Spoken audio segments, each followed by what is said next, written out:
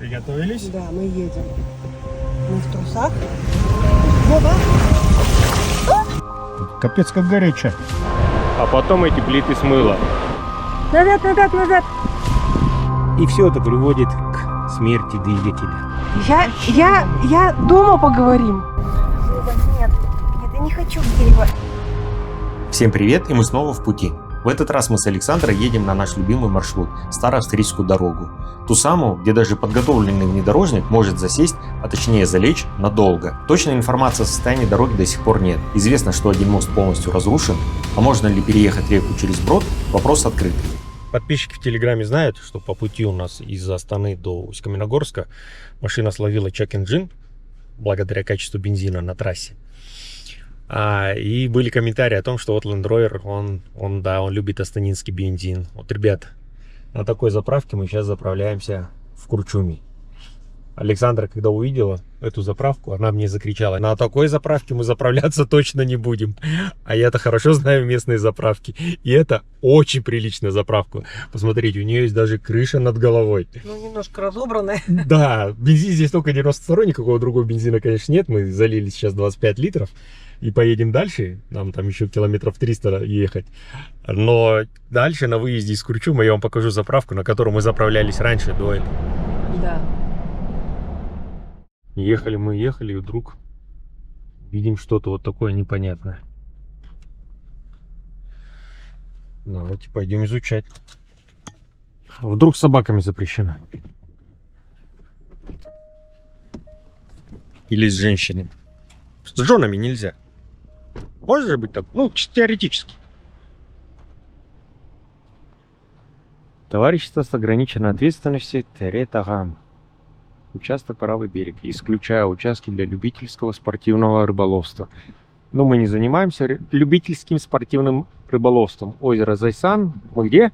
Мы где мы? Вот, по идее, где-то здесь должны быть.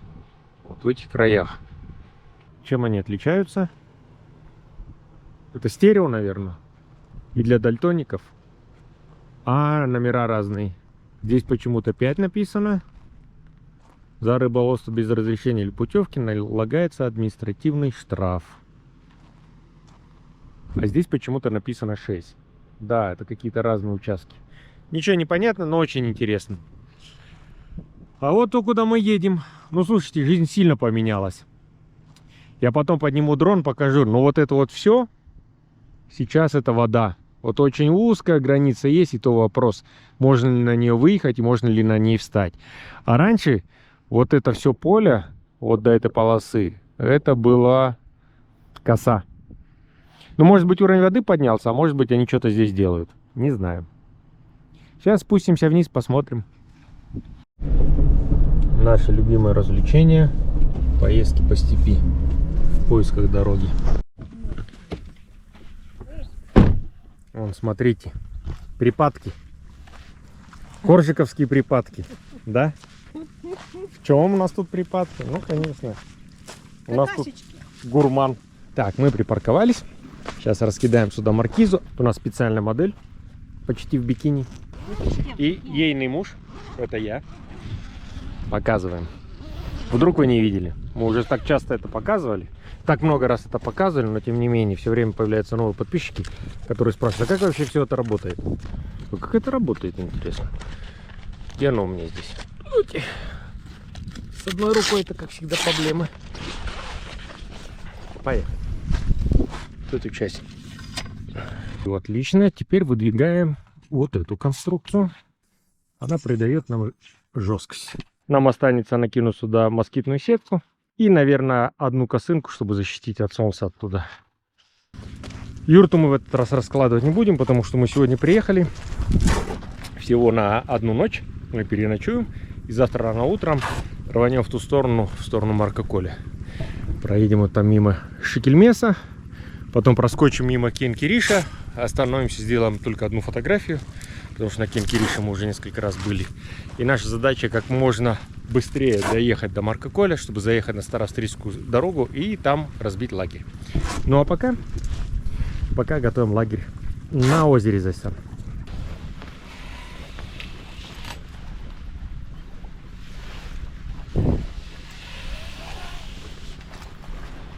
И пошли. Теперь осталось закрепить боковинки на липучках, потом прибить дно и поставить одну растяжку от этого солнца. Не забываем про вечные проблемы владельцев Land Rover. Защелкиваем все замки. Для чего это делать, я рассказывал в предыдущем видео. Если не смотрели, обязательно посмотрите. Хороший вечер.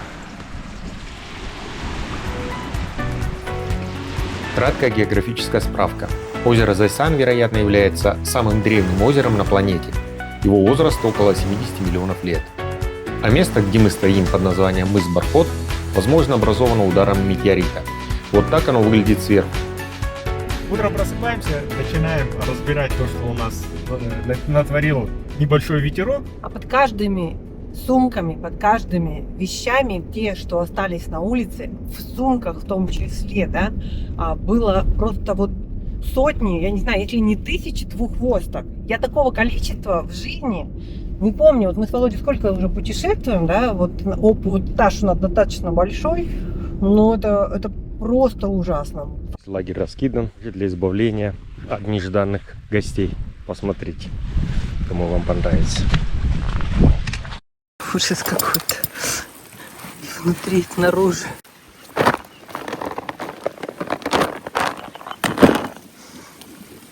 Жесть какая-то. Я такого еще не видела. Постоянно слышу дискуссии о том, что сетка перед радиатором ухудшает поток воздуха, изменяет его направление, уменьшает количество воздуха, который проходит через радиатор. И все это приводит к смерти двигателя. А вот у меня сетку установили еще официалы. И теперь посмотрите, сколько здесь протеина в этой сетке.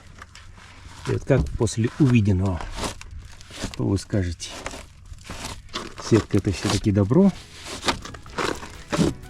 или зло для двигателя? Мы доезжаем до Киен-Кириша. Как обычно, отмечу, что город духов надо посещать с ночевкой. Не потому, что духом днем жарко, а потому, что Киен-Кириш раскрывает всю свою красоту в лучах закатного солнца. Отчеты с вечерними съемками есть у меня на сайте и на YouTube-канале. Еще сотни километров, и мы приближаемся к Маркоколю. Обязательно фотосессия возле китайских песков. Граница тут подходит прямо к дороге. Не забудьте включить авиарежим на своем телефоне, чтобы потом не разбираться со списанными деньгами за роуминг. Рокайку проезжаем, и все. Пути назад больше нет. Впереди мрачная погода, слева виднеется Маркоколь, а нам несколько километров до поворота на Староавстрийскую дорогу. Мы на повороте на Староавстрийку, и ситуация, как всегда, выглядит интересной. Вот такой у нас въезд на Староавстрийку. Последние дни шли дожди, нам опять повезло с грязью. Сама трасса до Староавстрийки грязная. Но зато Discovery уже выглядит как настоящий внедорожник. Как и положено выглядит Land Rover.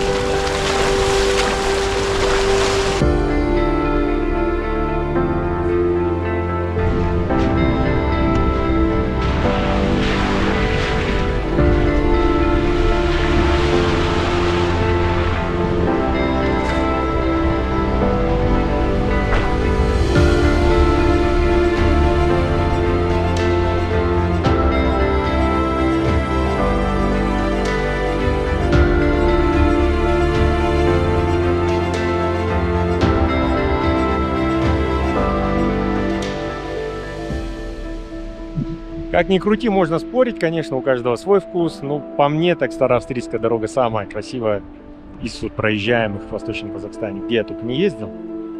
Пусть на меня не обижаются ридерцы, с уважением отношусь и к ридерской, конечно, природе, но Староавстрийка, конечно, это Это топ в моем рейтинге.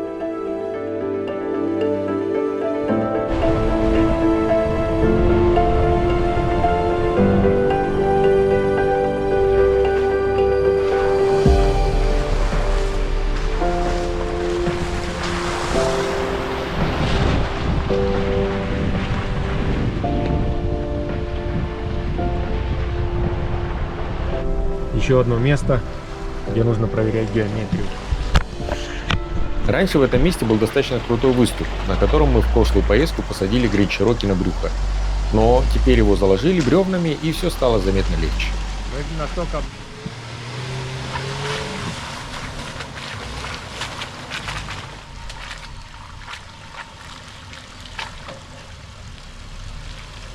Чуть-чуть сюда. Чуть-чуть, ага. Еще чуть-чуть, чуть-чуть, еще чуть-чуть. Чуть, стоп, вот, прямо, прямо, прямо. Ага. Капец какой-то, я такое не могу.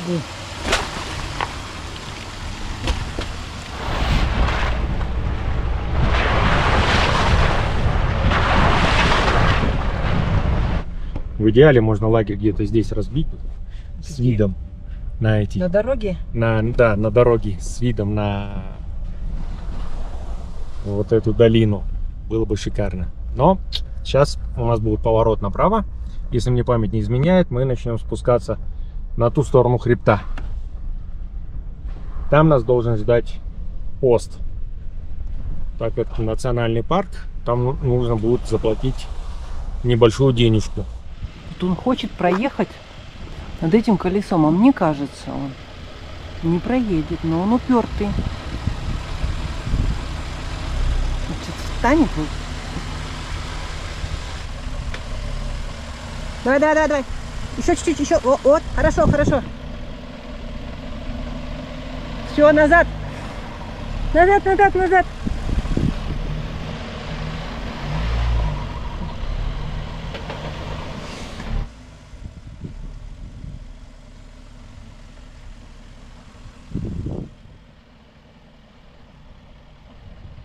Еще. Оп. Ага.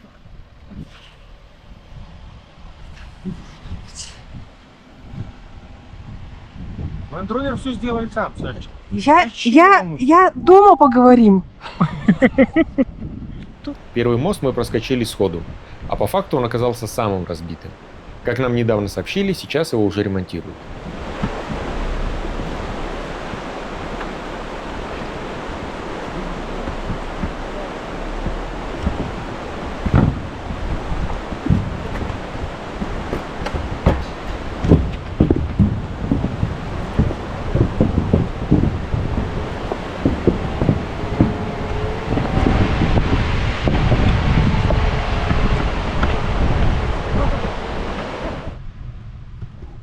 Мы на въезде в парк.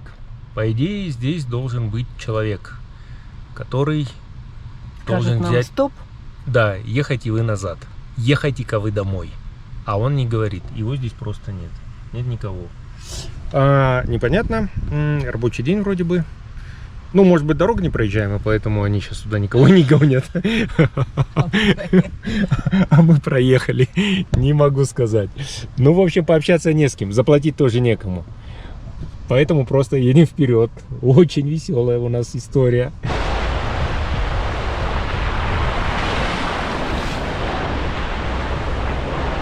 Не очень понятно, ездят ли по этим мостам или нет сейчас. Решил на всякий случай проверить, ножками пройти. А то первый я так лихо проскочил, но когда на него заехали, он давай весь трещать. А я-то исходил из логики, что, ну, наверное, это сотрудники нас парка постоянно сюда ездят. Но нет, вроде ничего. Мост нормальный. Выглядит прочно.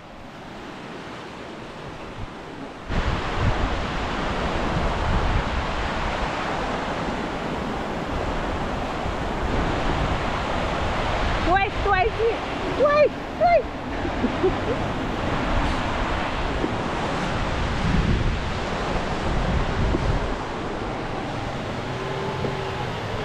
Иди, говорит, меня там.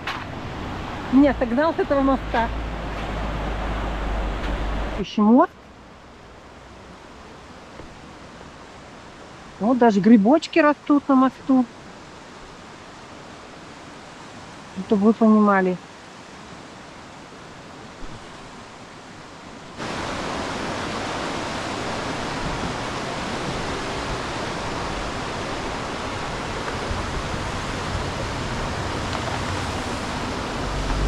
Девушка, здравствуйте. А Здравствуйте. что это вы тут делаете?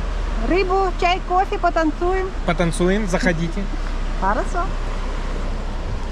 4-й мост, и чем дальше мы едем, тем больше у меня складывается ощущение, что впереди нас кто-то едет.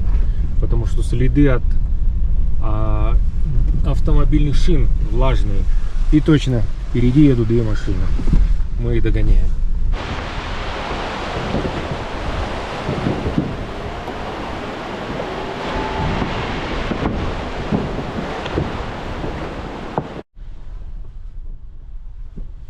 Мерседес едет, кстати.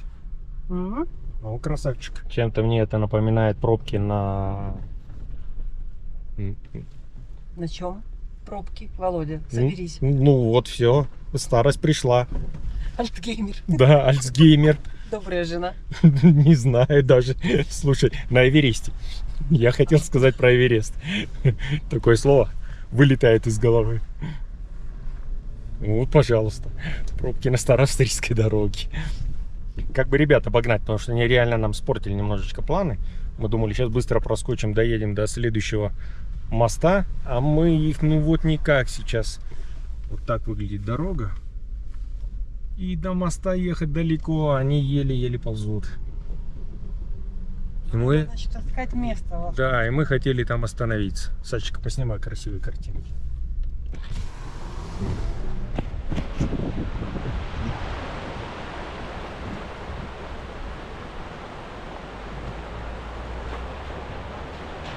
Не стали мы дальше ехать за ребятами, потому что очень долго они будут ехать. Увидели небольшую площадку.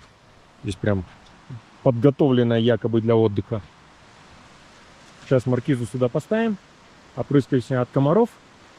Не очень далеко от дороги, но я надеюсь, что ночью здесь мотаться не будут. И речка рядом.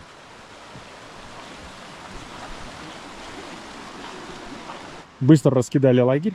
Извините за кривую. Я ее еще не отремонтировал, не заменил. Буду на отдыхе. А сейчас мы не на отдыхе, сейчас мы в поездке. Так, маркиза готова. Противомоскитка сейчас очень нужна. В отличие от озера Зайсан, здесь не двуплоский, здесь комарье. Ну, вы видите его сами. Про особенности жизни с Land Rover. Сейчас выгружаем груз. И вдруг обнаруживаем, что здесь у нас нагретая. Температура выше средней по больнице. Поднимаем. И вне всякого сомнения, вот здесь у нас весьма тепло. Ну, горячеватенько. Что здесь располагается? Ну, царский нож рулит, ребят. Снимаем. И...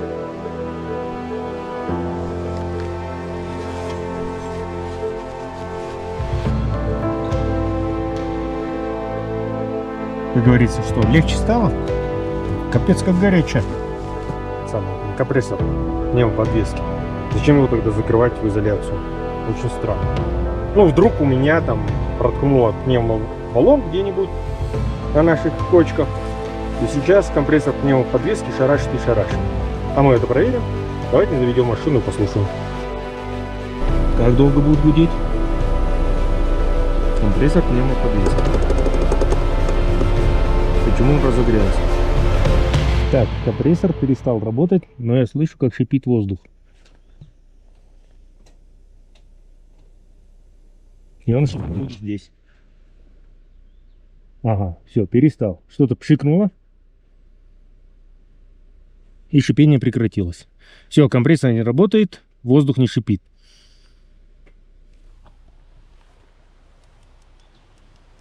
Вот, объясните мне, человеку, который ничего не понимает в устройстве автомобиля, нужно ли паниковать по этому поводу или забить и все.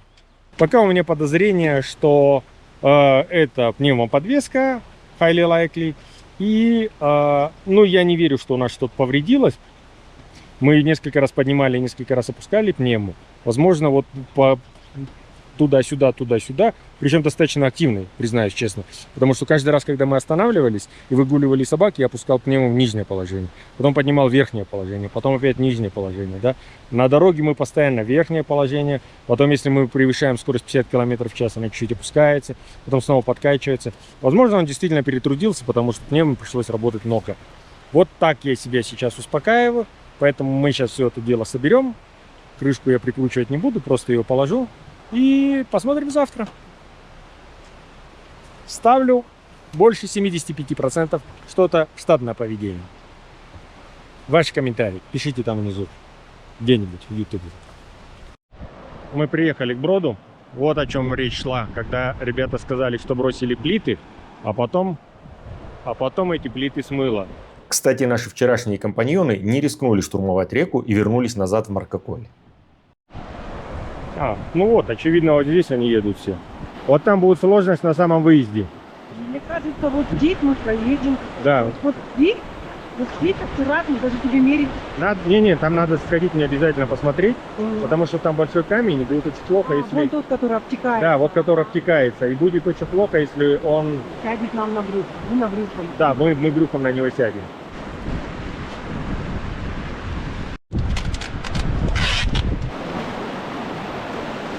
В общем, камни, конечно, большие, но проехать можно. Течение не сильно. Вот до этого момента. Вот здесь сильное течение. Да. Тут вот поток воды очень сильный поток. То есть я даже лопату удержать не могу. Если бы была вторая машина, тогда бы можно было тащиться на двоих. Да, видите, сантиметров 60-70, все. Так, вот это вот глубокое место. Сколько?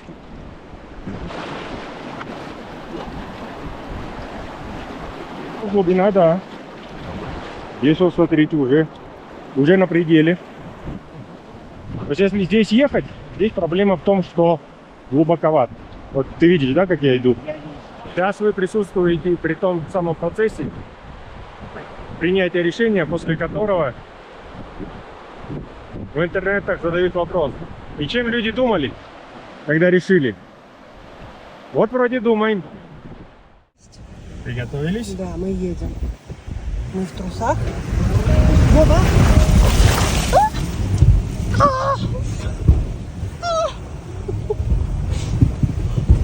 Оба! О, капец! Капец! Ужас, мы, конечно, проехали. Ну это жесть. Все мокрые.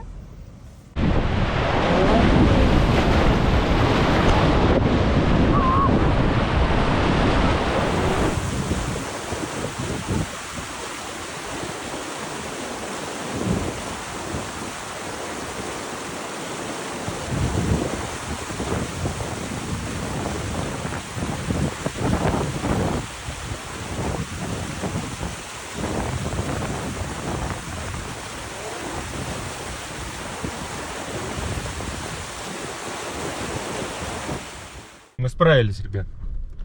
Мы команда. Сильно мы, наверное, больше я перестраховывался.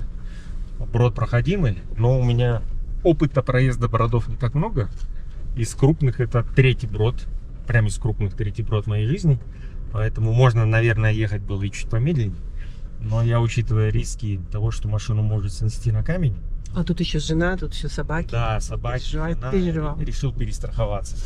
Видео, которое ребята записали, нам показали, мы таки посмотрели. Но со стороны выглядит как будто бы пацаны просто лужу проскочили и все. Ну вы видели, я там пешком ходил с камерой. Достаточно глубокое место. То есть максимальная глубина, наверное, там сантиметров 70 на камнях было. Ну и такое и течение тоже не слабое. В общем, мы справились, мы проехали. Ну и, собственно, все. Староавстрийка на этом, можно сказать, закончилась. Впереди нас ждет большой красивый серпантин. Мы там немножечко фотографируемся. Но погода, покажи людям погоду. Погода ожидаемо испортилась. По прогнозу дождь. Впереди едет делегация. 5 машин. Наверное, Тойоты едут. Танк, Тойота, Паджерик,